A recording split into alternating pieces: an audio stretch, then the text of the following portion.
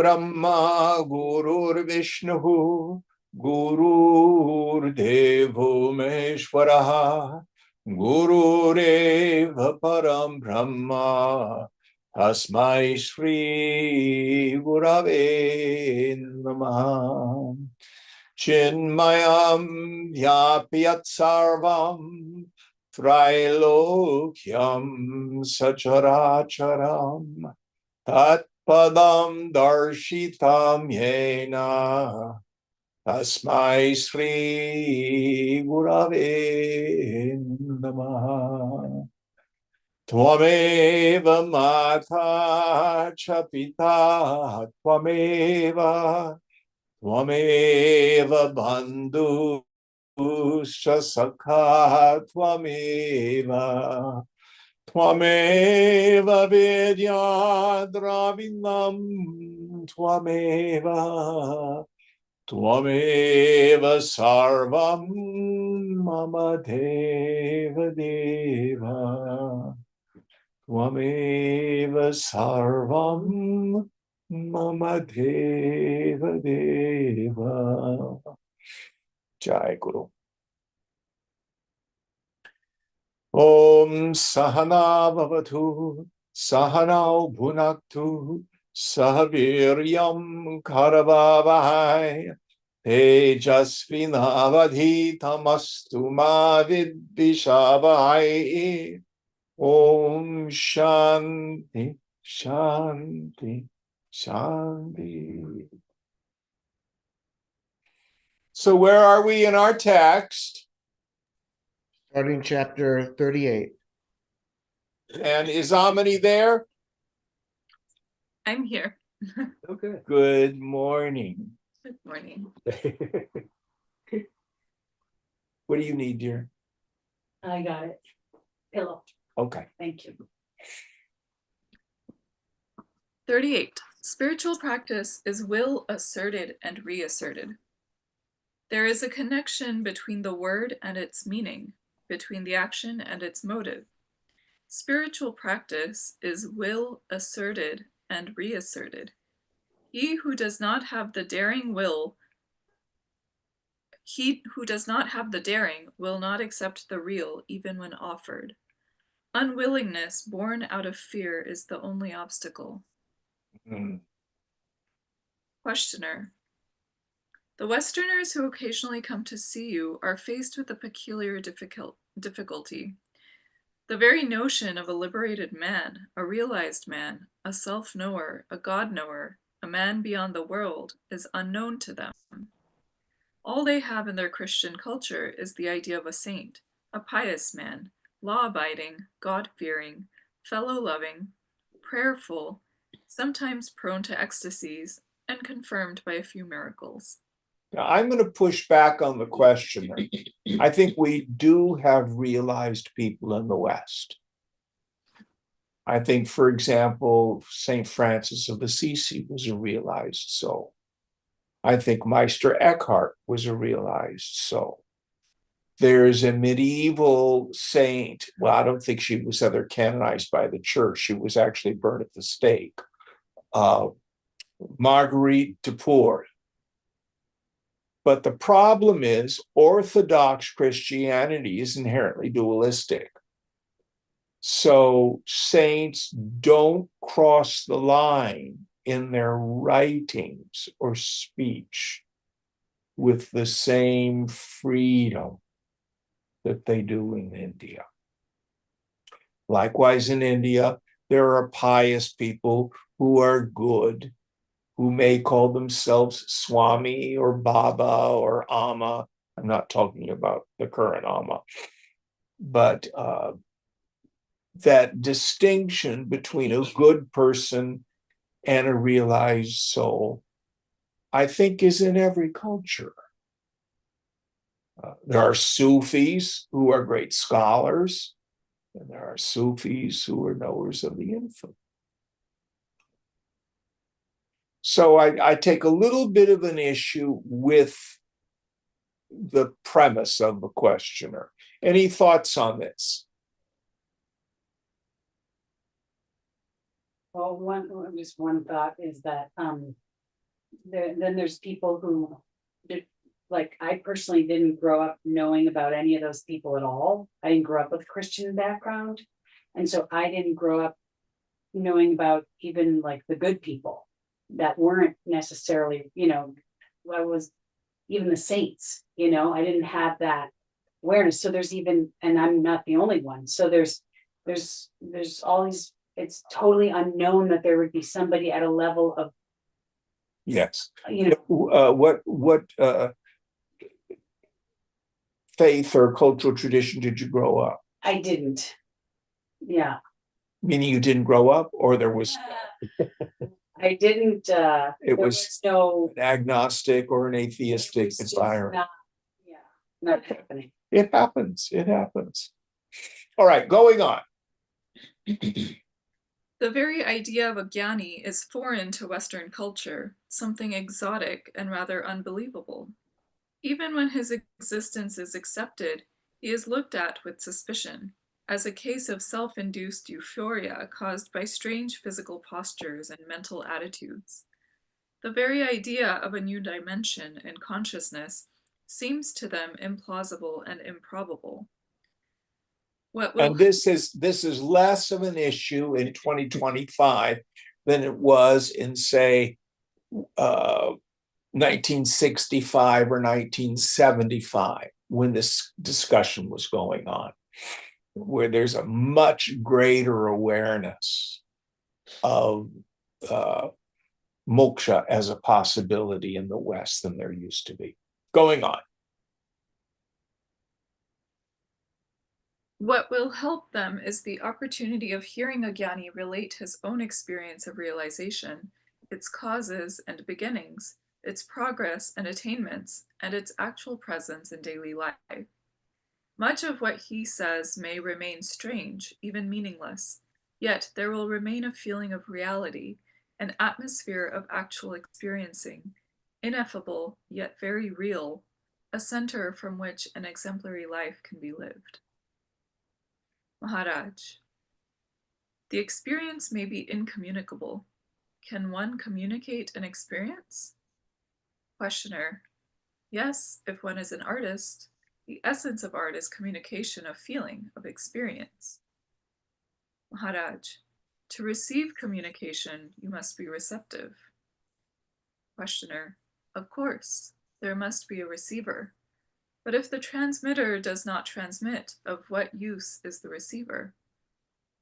Maharaj, the Gyani belongs to all.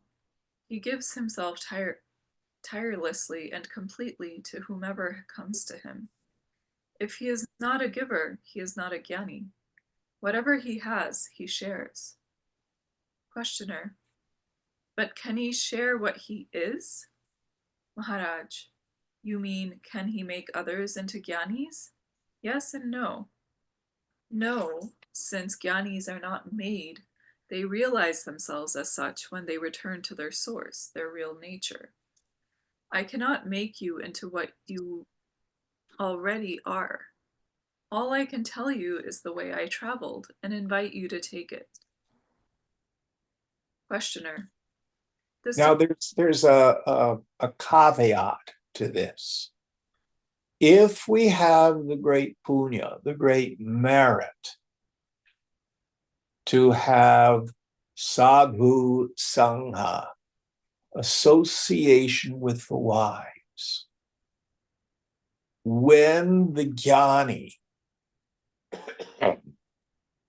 has this unique capacity of what we call atmaramana, to revel in the self. Or I love Vidyaranya's description, Brahmananda rasa swat, the tasting of the juice of the bliss of Brahman. If we clearly understand what surrender means, surrender doesn't mean, oh, Guruji, run my life, tell me what to do. Doesn't mean that. The only useful surrender is when we have the willingness and the capacity to just open ourselves and go where the teacher goes. Swamiji used to say, meet me there. Use the guru. He used the expression tuning up to the teacher. Now, that is a borrowed glory.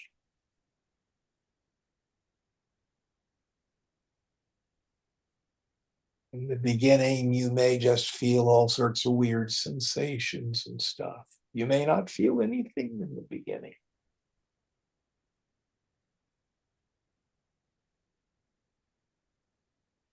But after a while, you get this darshan, it's the word we have in the tradition.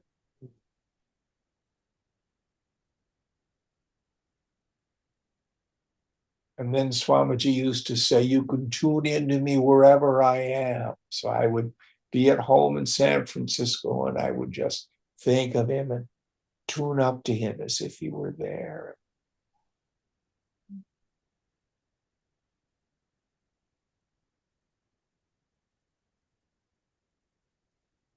And eventually you find it's a trick. What it is my own self-nature, my own swabha. It's my own mind abiding in itself.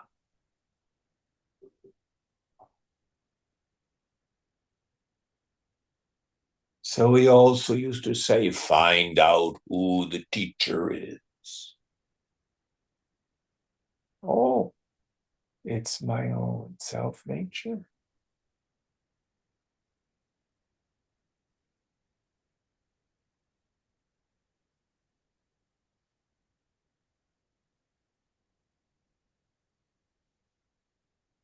I've oftentimes had the thought when we have one of these classes where people are so absorbed in their own self-nature. And the piece of my mind was to say, meet Swamiji. He went nowhere. He went nowhere.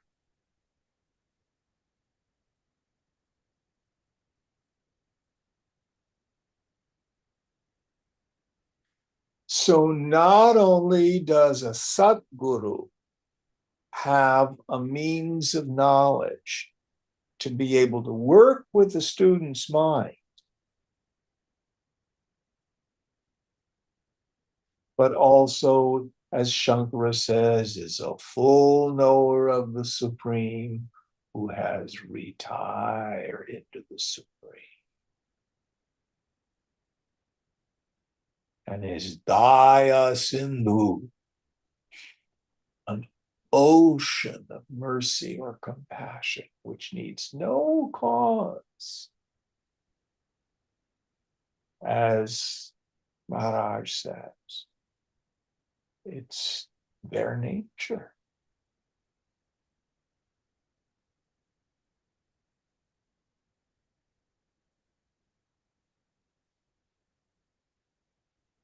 Any thoughts on this?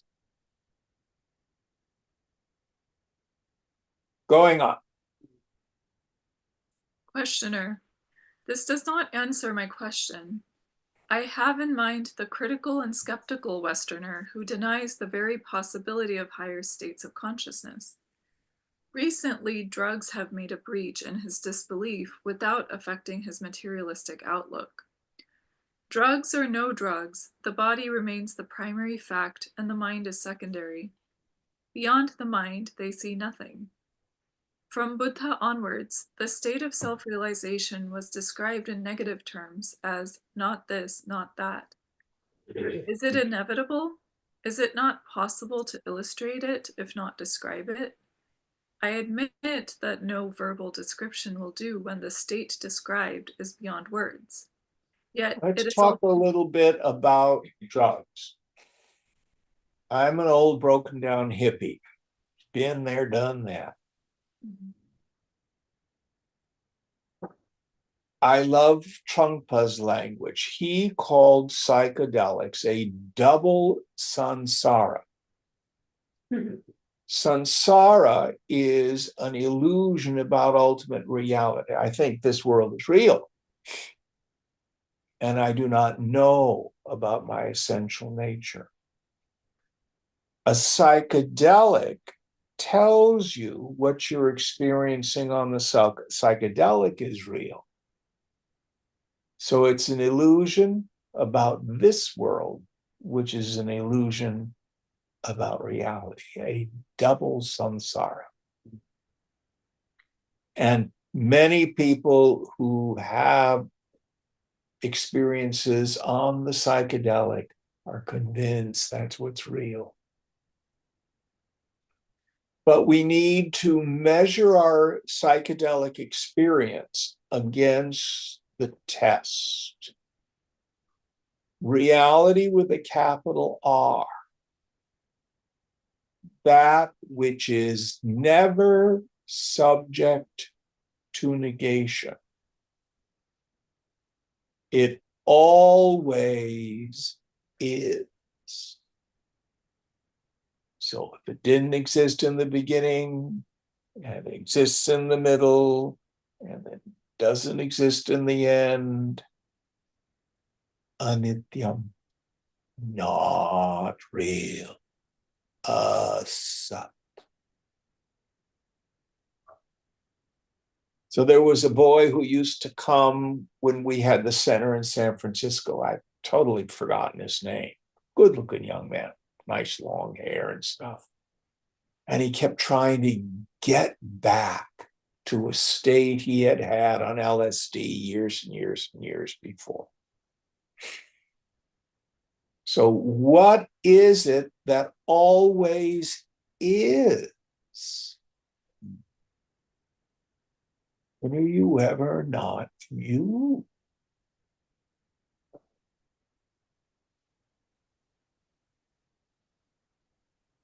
You are what's real.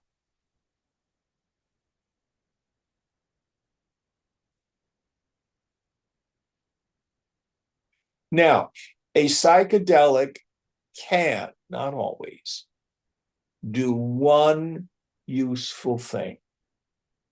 If when you take a psychedelic, you come out of it doubting the reality of your ordinary mind and the concrete view of the world around you, that's a good thing. But if your conclusion is what I saw when I did ayahuasca or LSD or mushrooms is what's real, then you are a double fool.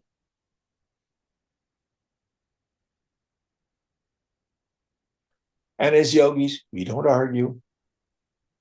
May you have a long life. Everybody finds their own way. Any thoughts on this? Going on, please. I admit that no verbal description will do when the state described is beyond words. Yet it is also within words. Poetry is the art of putting the inexpressible into words. Maharaj, there is no lack of religious poets. Turn to them for what you want. As far as I am concerned, my teaching is simple. Trust me for a while and do what I tell you. If you persevere, you will find that your trust was justified. Questioner, and what to do with people who are interested but cannot trust? Maharaj, if they could stay with me, they would come to trust me. Once they trust me, they will follow my advice and discover for themselves. Questioner, it is not for the training that I am asking just now, but for its results. You had both. You are willing to tell us all about the training, but when it comes to results, you refuse to share. Either you tell us that your state is beyond words, or that there is no difference, that Where we see a difference, you see none. In both cases, we are left without any insight into your state. Maharaj, how can you have any insight into my state when you are without insight into your own? When the, when the very instrument of insight is lacking, is it not important to find it first? It is like a blind man wanting to learn painting before he regains his eyesight. You want to know my state, but do you know the state of your wife or servant? Questioner, I am asking for some hints only. Maharaj, well, I gave you a very significant clue. Where you see differences, I don't. To me, it is enough. If you think it is not enough, I can only repeat, it is enough. Think it out deeply, and you will come to see what I see. You seem to want instant insight, forgetting that the instant is always preceded by a long preparation. The fruit falls suddenly, but the ripening takes time. After all, when I talk of trusting me, it is only for a short time, just enough time to start you moving. The more earnest you are, the less belief you need, for soon you will find your faith in me justified. You want me to prove to you that I am trustworthy? How can I, and why should I? After all, what I am offering you is the operational approach, so current in Western science. When a scientist describes an experiment and its results, usually you accept his statements on trust and repeat his experiment as he describes it. Once you get the same or similar results, you need not trust him anymore. You trust your own experience. So let's stop there just a minute. So Swamiji used to call this the science of self-knowledge. And he would talk about when you are a scientist, you're given hypotheses, which is different than religion, which gives you articles of faith. So we are given a hypothesis in science, then we're given a methodology to perform the experiment, which either proves or disproves the hypothesis. So the Upanishads say, your essential nature is existence, consciousness, and bliss absolute. That's a hypothesis. Then they say, here is the way to perform the experiment. Don't believe me. Take it as a hypothesis. Practice viveka, discrimination between the real and the unreal, the self and the not self, the subject and all the objects. Vairagya, give up your attachment to all experiences gained through the senses. Give up identification with any personal sense of self.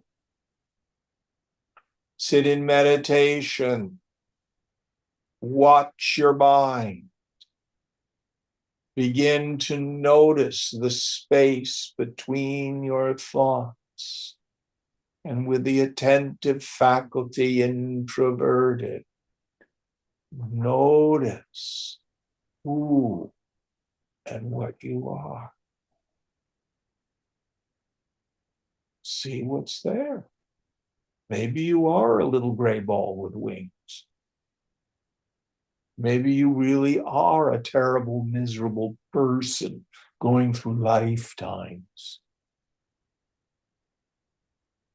Or, as the scriptures say, you may be Chidakash, the space of pure awareness.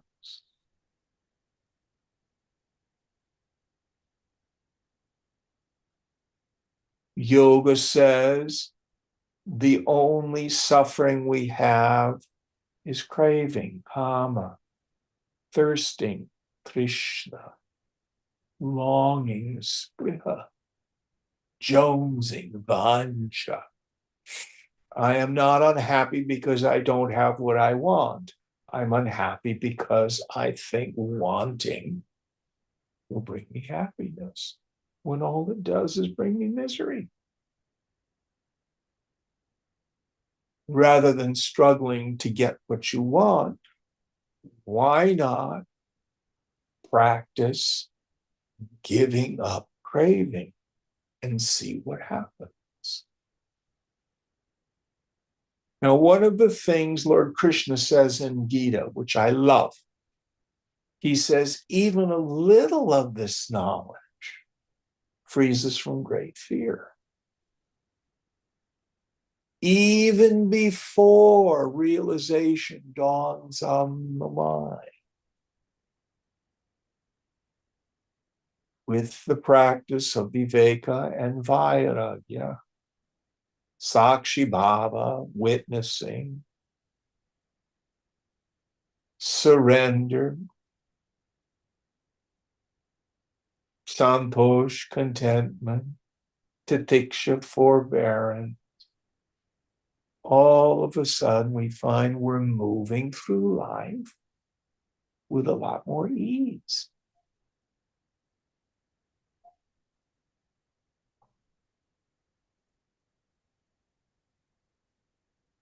Krishna says yoga is skill in action. Oh, all of a sudden I'm more efficient.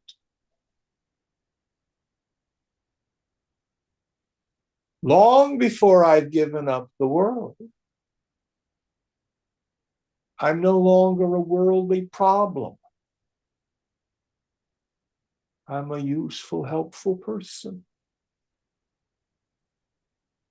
Anybody have any comments or thoughts on this?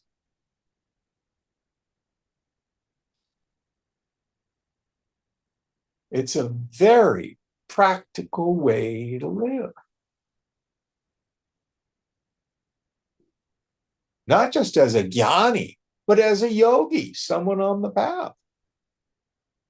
It's not about, I'm going to endure suffering so that some lifetime in the future, I'm going to have moksha. No. Right here, right now, the quality of life improves. Any thoughts? Going on.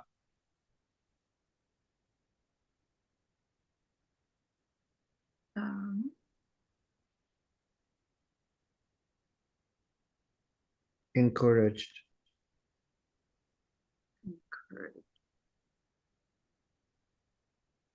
Oh, there. Encouraged, you proceed and arrive in the end at substantially identical results. Questioner. The Indian mind was made ready for metaphysical experiments by culture and nurture. To the Indian, phrases like direct perception of the supreme reality make sense and bring out responses from the very depths of his being. They mean very little to a Westerner. Even when brought up in his own variety of Christianity, he does not think beyond conformity with God's commandments and Christ's injunctions. First-hand knowledge of reality is not only beyond ambition, but also beyond conception. Some Indians tell me, hopeless. The Westerner will not, for he cannot. Tell him nothing about self-realization. Let him live a useful life and earn a rebirth in India. Only Now, then let me push back on this one too. So what Swamiji used to say is that Indians are neglecting their own spiritual culture and taking on the values of the West. The marketplace, the desire to have more, better, different. And it's the Westerners who are embracing the deep spirituality. And he used to say, someday you're going to have to go to Swami Steve and Swami Bob to learn your own culture. Very funny. course, we're talking about maybe a 30-year gap between when Maharaj is speaking and when Swamiji was teaching that. Going on. Only then will he have a chance. Some say reality is for all equally, but not all are equally endowed with the capacity to grasp it. The capacity comes with desire, which will grow into devotion and ultimately into total self-dedication. With integrity and earnestness and iron determination to overcome all obstacles, the Westerner has the same chance as the Oriental man. All he needs is the rousing of interest. To rouse his interest in self-knowledge, he needs to be convinced about its advantages. Maharaj, you believe it is possible to transmit a personal experience? Questioner, I do not know. You speak of unity, identity of the seer with the seen. When all is one, communication should be feasible. Maharaj, to have the direct experience of a country, one must go and live there. Don't ask for the impossible. A man's spiritual victory, no doubt, benefits mankind, but to benefit another individual, a close personal relationship is required. Such relation is not accidental, and not everyone can claim it. On the other hand, the scientific approach is for all. Trust, test, taste. What more do you need? Why push the truth down unwilling throats? It cannot be done anyhow. Without a receiver, what can the giver do? Questioner, the essence of art is to use the outer form to convey an inner experience. Of course, one must be sensitive to the inner before the outer can be meaningful. How does one grow in sensitivity? Maharaj, whichever way you put it, it comes to the same. Givers there are many. Where are the takers? Questioner, can you not share your own sensitivity? Maharaj, yes, I can, but sharing is a two-way street. Two are needed in sharing. Who is willing to take what I am willing to give? Questioner, you say we are one. Is this not enough? Maharaj, I am one with you. Are you one with me? If you are, you will not ask questions. If you are not, if you do not see what I see, what can I do beyond showing you the way to improve your vision? So let me stop there if I may. I frequently say self-realization is not difficult. Even Lord Krishna himself says, easy to perform, but it is very rare. And the reason it's rare is nobody wants it.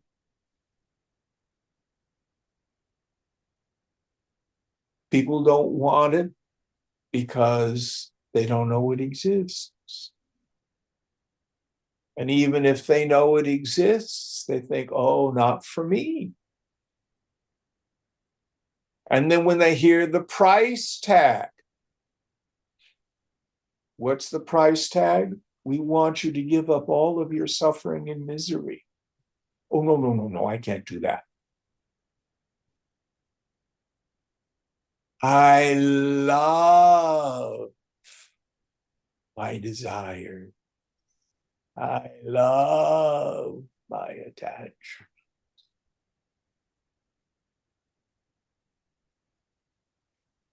But yoga says, no, you just love your misery.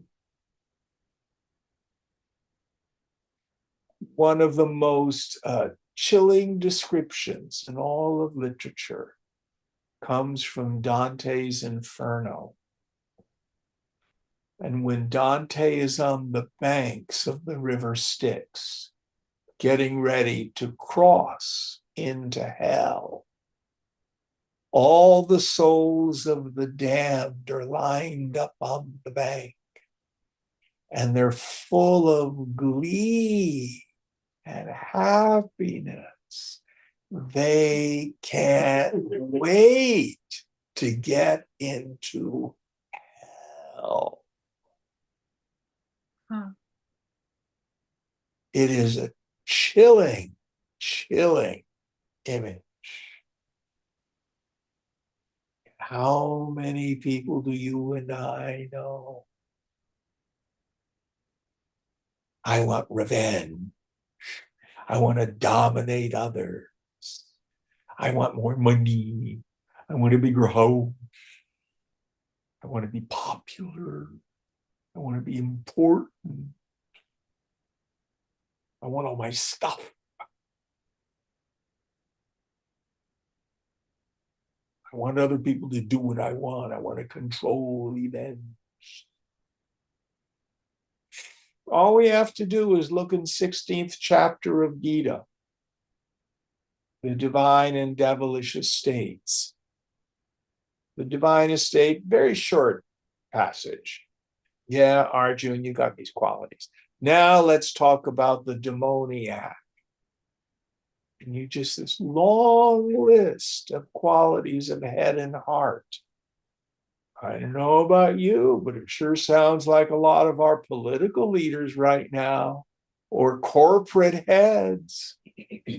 And these are people who are held up as ideals in our culture.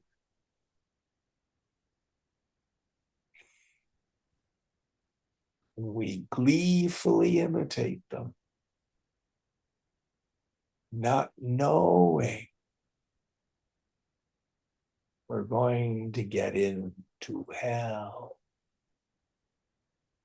Meaning the mind state of burning suffering.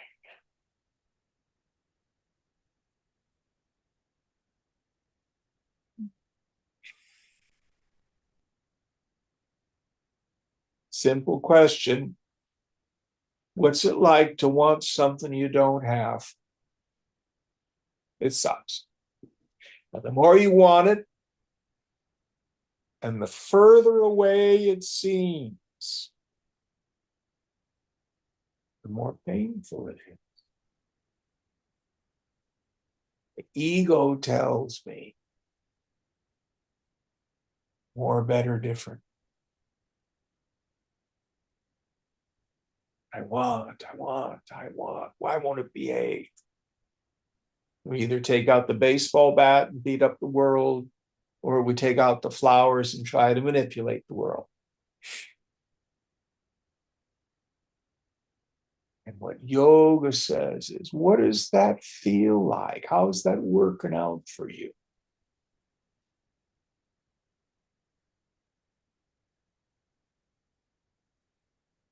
Why don't you be open to the possibility that it's the craving itself that is my suffering?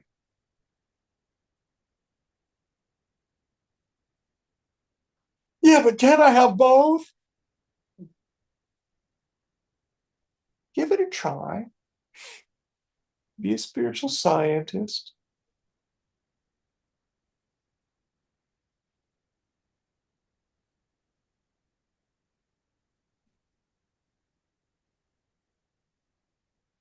I think the scriptures are correct. I think Maharaj is correct from my experience. Any thoughts on this?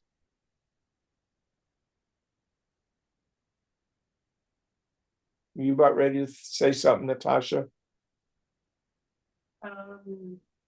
Earlier, but you've kind of gone on a journey, so it's What were you going to comment on?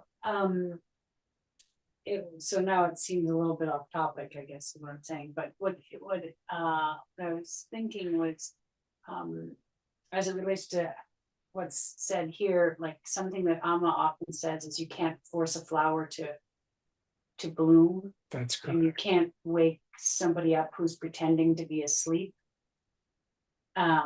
She says these things all the time with like you know, and I've really gotten a sense of how deep I feel like that goes. Like I used to be, oh yeah, like, and I'd look at a friend and I'd be like, oh yeah, look, they're asleep and they don't want to be awakened. And now I'm like, oh, that's me.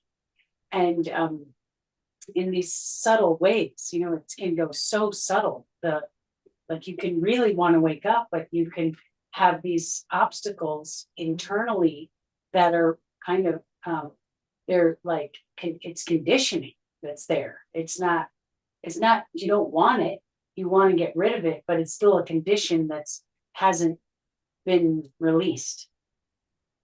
Yeah.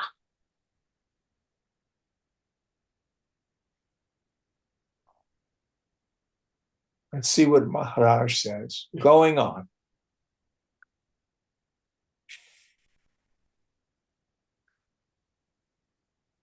Maharaj, I am one with you. Are you one with me? If you are, you will not ask questions.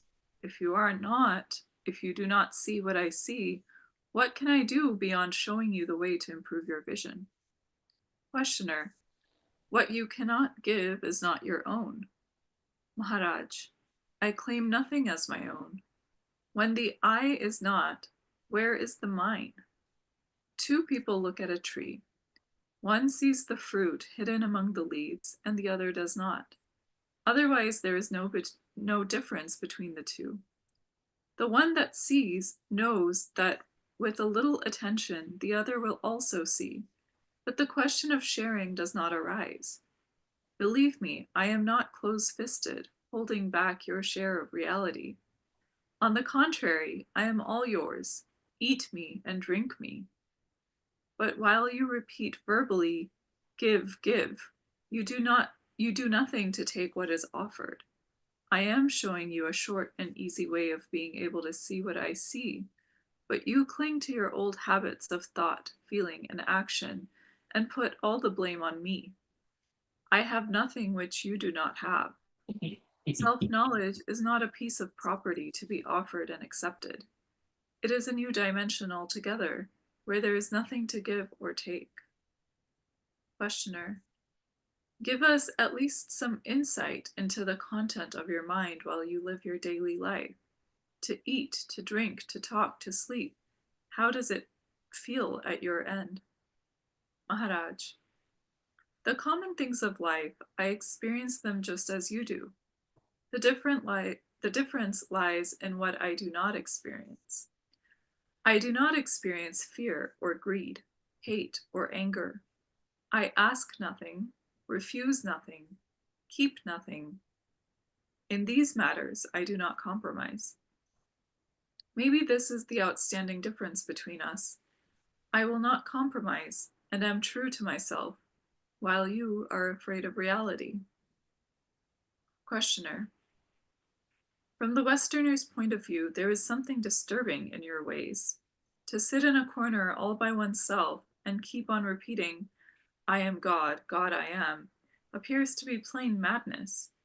How does one convince a Westerner that such practices lead to supreme sanity? Maharaj, the man who claims to be God and the man who doubts it, both are deluded. They talk in their dream. Questioner, if all is dreaming, what is waking? Maharaj, how to describe the waking state in dreamland language? Words do not describe it. They are only symbols.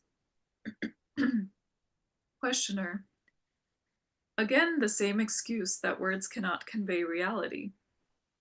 Maharaj, if you want words, I shall give you some of the ancient words of power. Repeat any of them ceaselessly. They can work wonders. Questioner, are you serious?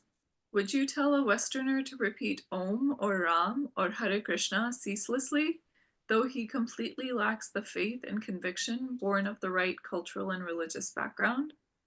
Without confidence or fervor, repeating mechanically the same sounds, will he ever achieve anything?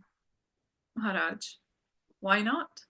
It is the urge, the hidden motive that matters, not the shape it takes. Whatever he does, if he does it for the sake of finding his own real self, will surely bring him to himself. Questioner, no need of faith in the efficacy of the means? Maharaj, no need of faith. which is but expectation of results. Here, the action only counts. Whatever you do for the sake of truth will take you to truth. Only be earnest and honest. The shape it takes hardly matters. Questioner: then where is the need of giving expression to one's longing? Maharaj: no need. Doing nothing is as good. Mere longing, undiluted by thought and action, pure concentrated longing, will take you speedily to your goal. It is the true motive that matters, not the manner. Questioner: unbelievable. How can dull repetition and boredom verging on despair be effective? Maharaj: the very facts of repetition, of struggling on, and of endurance and perseverance, in spite of boredom and despair and complete lack of conviction, are really crucial. They are not important by themselves, but the sincerity behind them is all important. There must be a push from within and pull from without. Questioner: my questions are typical of the West. There, people think in terms of cause and effect, means and goals. They do not see what causal connection there can be between a particular word and the absolute reality. Maharaj: none whatsoever. But there is a connection between the word and its meaning, between the action and its motive. Spiritual practice is will asserted and reasserted. Let's stop there. So I want to talk a little bit about mantra. So it's a compound. Man or manas means mind.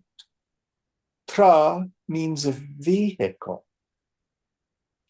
So words, mantras, are a vehicle for the mind.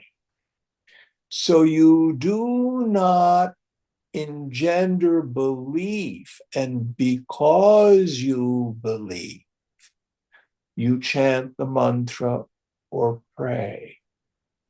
It's the other way around. Start by just saying the words. And in time, the mind will follow.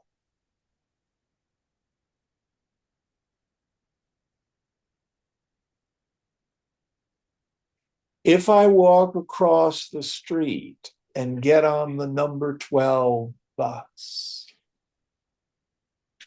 I do not need to believe that it's going to take me up to Piedmont Avenue. It's going to just do it. That's what the bus, the vehicle, does. But I have to have enough willingness to get on the bus.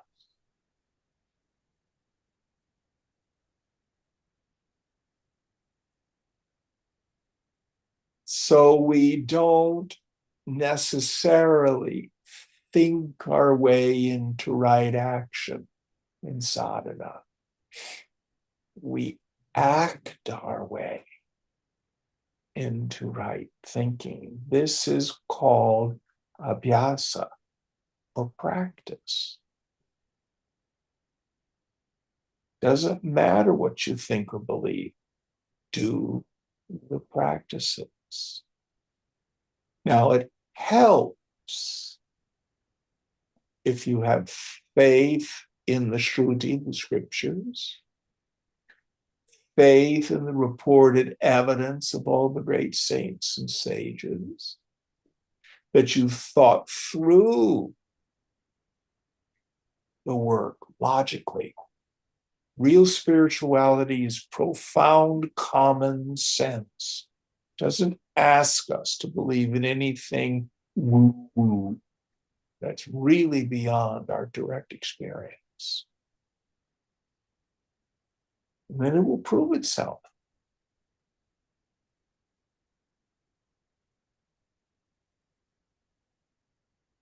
But if I believe, oh, it's going to take me 7 lifetimes, Oh, my conditioning is so strong, I'll never be free from it. And because of those beliefs, I do not practice. And nothing happens. Any thoughts on this? I have a question. Yes, sir. Back a little ways, Maharaj was said, no need of faith, which is but expectation of results, which kind of caught me, like faith. So there he's saying faith is an expectation of results. So that kind of struck me because there is a certain amount of trust or faith in the process that I have to get to in order to be able to do the work. It's a paradox. If your unconscious supposition is, okay, I'm going to be a yogi for 2.5 years. If I don't realize after that, screw it all, I'm going to go to Wall Street. That won't work. You have to see the goal of moksha, have faith in it. But what Krishna says is, by all means, be a yogi, one who constantly aspires to liberation and who practices every day.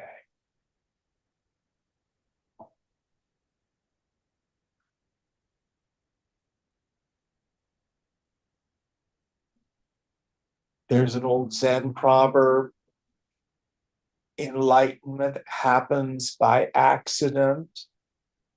Zen makes you accident prone. That's all we can do is practice. What? That's funny. But armchair grace doesn't work. Oh, Baba's going to do it all. I've turned my life over to Baba, so I'm just going to sit here in my chair and wait. In the meantime, drugs, sex, and rock and roll. It doesn't work that way. Amma will not do your dishes. That's stuff you and I have to do. But Amma will inspire you to do your dishes. But we have to do the work. In tradition, this is called purushartha, our own self-effort, or paurusham. And it is an act of personal will. Now, back to what you were saying about the bloom and the bud. One of the metaphors I like to use is puberty. Nobody chooses puberty. And if you've got a normal, healthy body, you hit 12, 13, 14, whatever it is, your body will go through puberty. Nobody chooses it. But as the result of puberty, boy, do we make choices. And when the body reaches a particular stage of development, all those hormones are rushing, then we have the longing to do the mufti pufti. Did we choose it?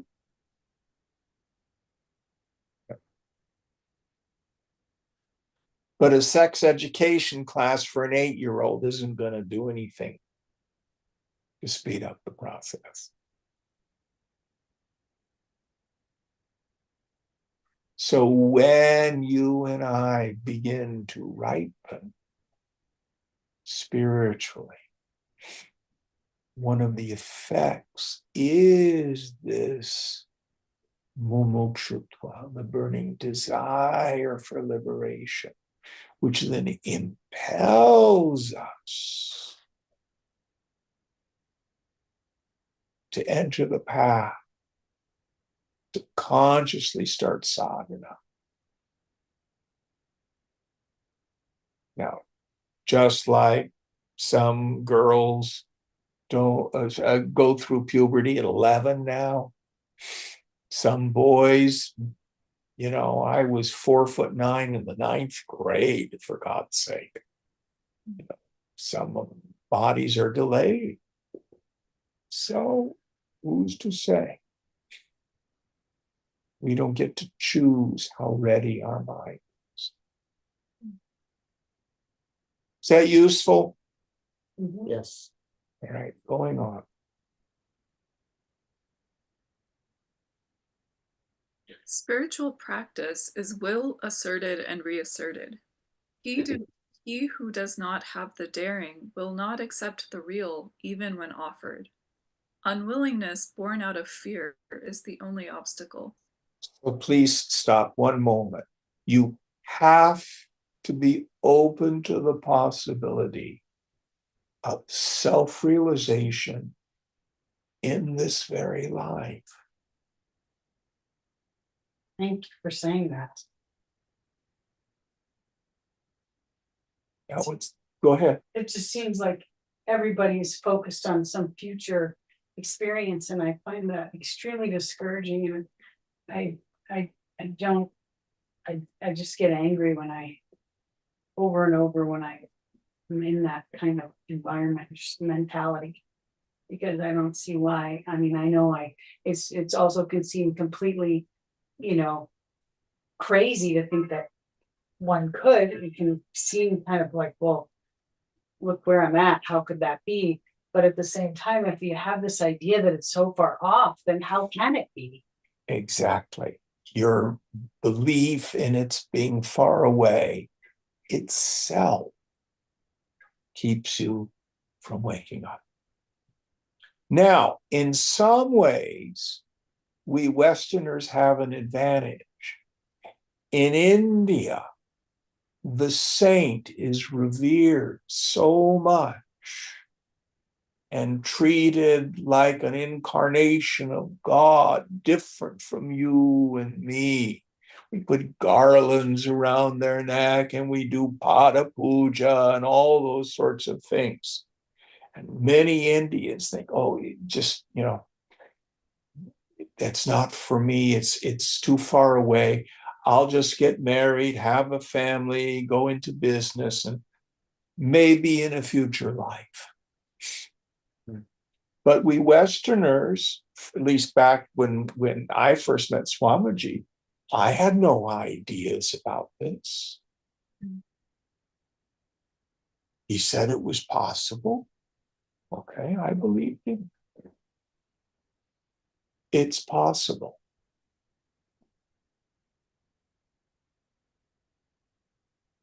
Let me give you something that may be useful, Natasha.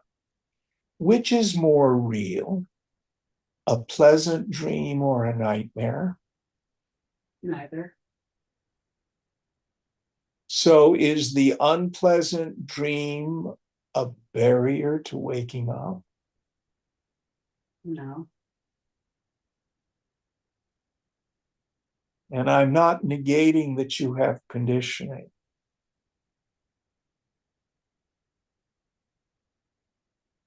But even if you had pure conditioning, you were a goody-goody. The issue is you think you're a person.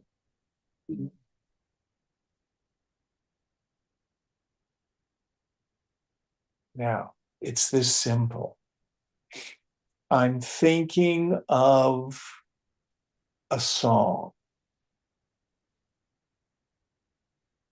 Do you know what song I'm thinking of? No. Ask me. What song are you thinking of? Row, row, row your boat gently down the stream. Do you now know?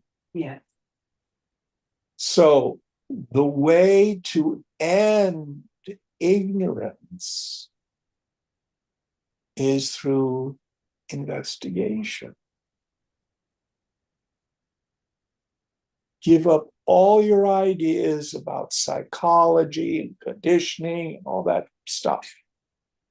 And instead, stay with exactly what Maharaj is saying, exactly what Ramana Maharshi said. Who are you?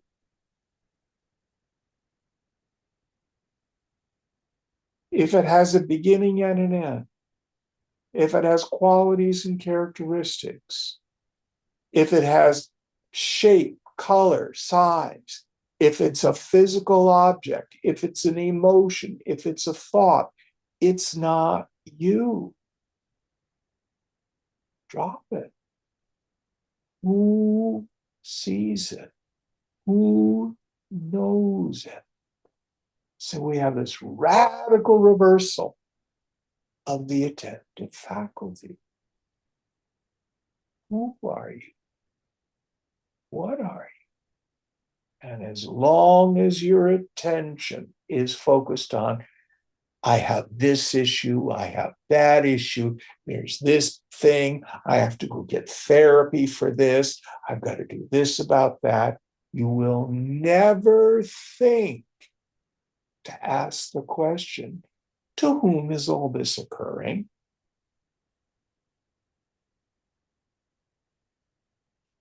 Shift the attentive fact. Who are you?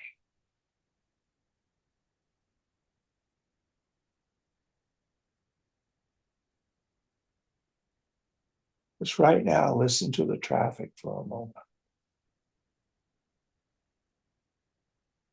In a mind that's very still. Who hears? What hears?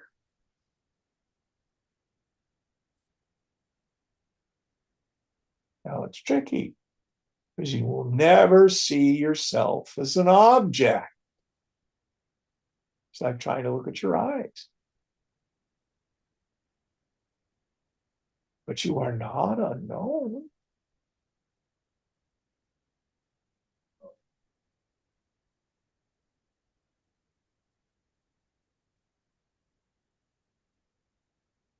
There's no person there.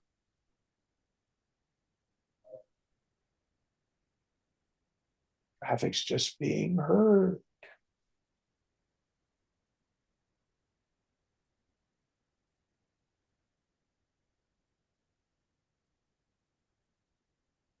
Now, that self is always there. But with a noisy, extroverted mind, I don't notice it.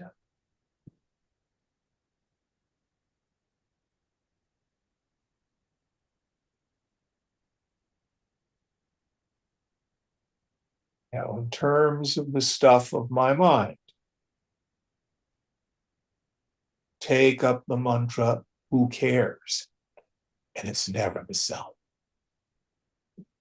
It's always my stupid ego. Drop it. Over and over and over.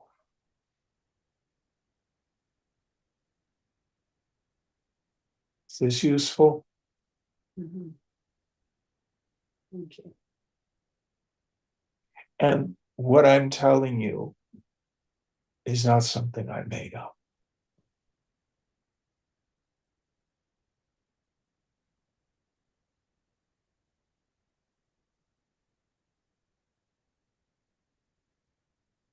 Okay, going on.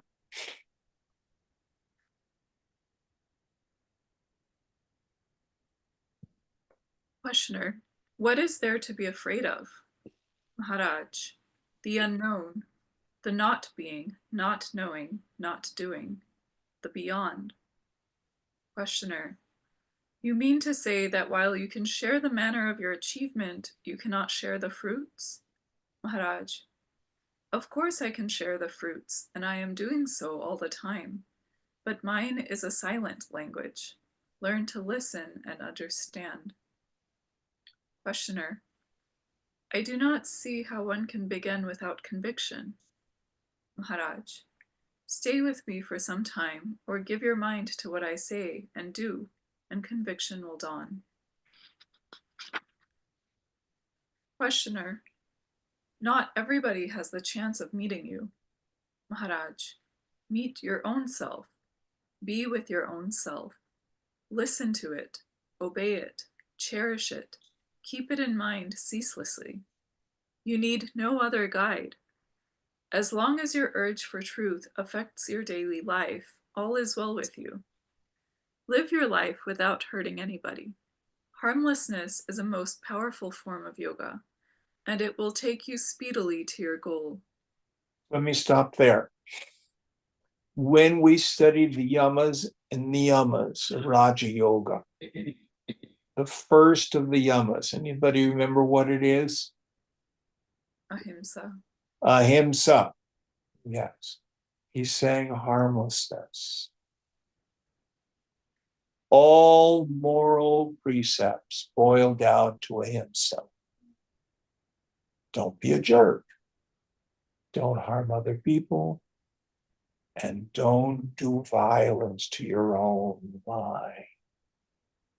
Oh, I'm such a jerk. I'm so terrible. How could I have done that? I have so much regret. For many of us, if we heard some mother saying the kinds of things that go on in our minds to a child, we'd report them to Child Protective Services. Yet that voice goes on in our head. So, non-harming, non-hurting, both to people outside, but also our own mind. Going on. This is what I call Nisarga Yoga, the natural yoga. It is the art of living in peace and harmony, in friendliness and love. The fruit of it is happiness, uncaused and endless. Questioner. Still, all this presupposes some faith. Maharaj. Turn within and you will come to trust yourself. In everything else, confidence comes with experience. Questioner. When a man tells me that he knows something I do not know, I have the right to ask, what is it that you know that I do not know?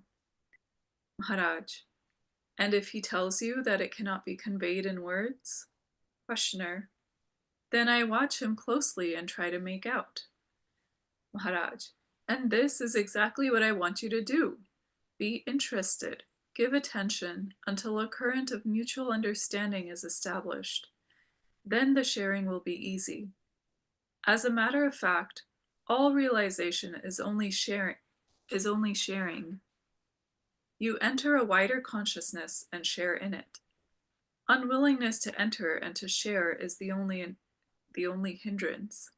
Yeah. I never talk of differences, for to me there are none. You do, so it is up to you to show them to me. By all means, show me the differences. For this, you will have to understand me, but then you will no longer talk of differences. Understand one thing well, and you have arrived. What prevents you from knowing is not the lack of opportunity, but the lack of ability to focus in your mind what you want to understand. If you could but keep in mind what you do not know, it would reveal to you its secrets. But if you are shallow and impatient, not earnest enough to look and wait, you are like a child crying for the moon. And that's the end of the chapter. And perfect place to stop. Any thoughts before we end?